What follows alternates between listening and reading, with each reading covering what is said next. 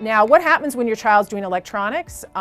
Besides how it's stimulating the brain, and I consider it a stimulant like caffeine's a stimulant, but it also is what are they not doing when they're doing these? They're not learning how to be social with other kids. They're not running around and getting the exercise that they need.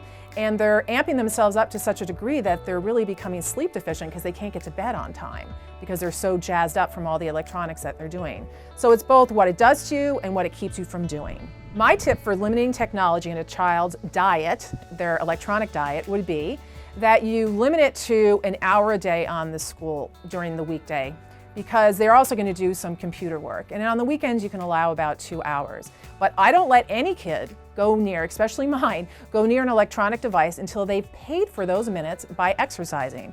So if they want to do an hour of TV, they have to show me they've already exercised. And there's no rollover minutes. And also, before a child goes to bed, have this little basket that you collect cell phones in and their iPods and all that type of stuff. And make sure there's no TV in their room. And an hour before they go to bed, just set the clock back. Make sure that they're not engaging in any electronic devices.